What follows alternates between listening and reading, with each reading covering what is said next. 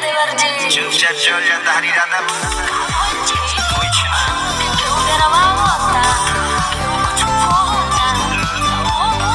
अरे आज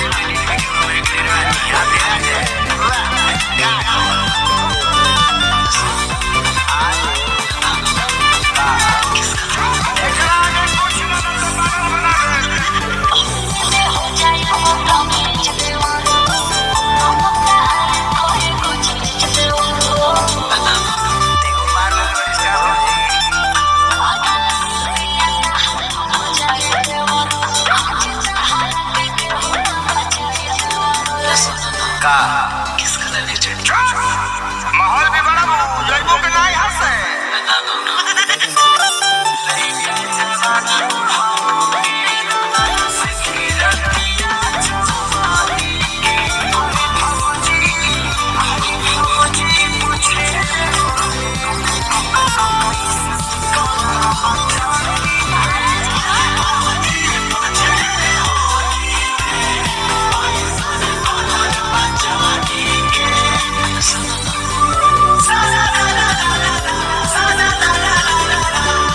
गाने का नाम है भौजी पूछेली क्वेश्चन मार्क है दोस्तों कि किस कलर का पेन है, यही डायलॉग डाला गया है गाना में दोस्तों। और इसी गाने के जो सिंगर हैं खेसारी लाल यादव और खुशी काकर दोनों मिलके कमाल गाए हैं और गजब आवाज दिए हैं। और इसी गाने में जो लिरिक्स लिखे हैं, जो गाने का राइटर है अखिलेश कश्यप, जो कि जानते हैं अखिलेश कश्यप जो गाना लिख देते हैं जो उड़ जाता है, इनका लिरिक्स सुनिए कमाल लगेगा।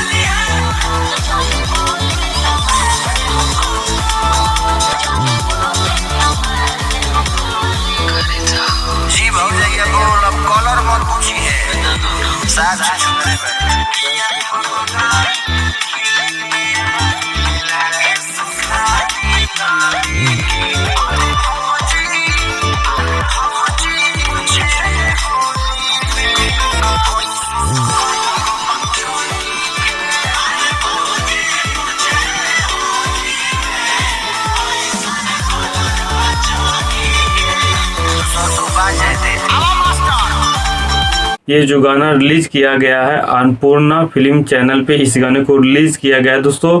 और इसी गाने में जो म्यूजिक शानदार और गजब डाले हैं मास्टर प्रिंस, जो कमाल का म्यूजिक डाले हैं भाई, क्या कमाल के डाले हैं। इस कंपोजिंग जो की है आधार सिंह, जो कि गजब कंपोजिंग में आवाज क्लियर नजर आ रहा है दोस्तों, म्यूजिक भी शानदार लग रहा है। और इसी गाने में जो एक्ट्रेस जो हीरोइन काम की सुहाना, जो खतरनाक परफॉर्मेंस दी है यार, देखो ना।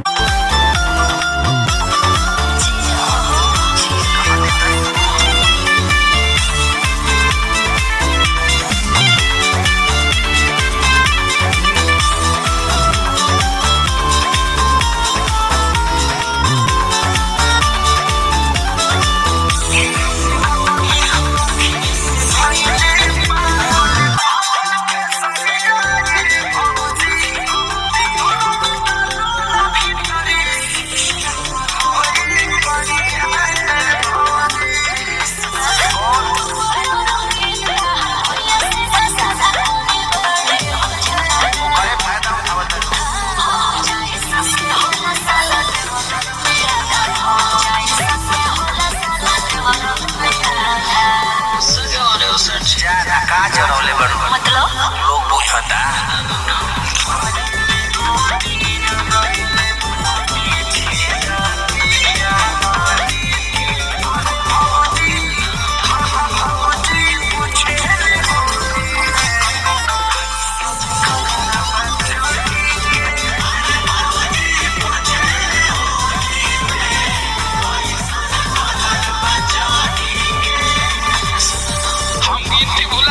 पंकज भैया ले पूछ ले जाके।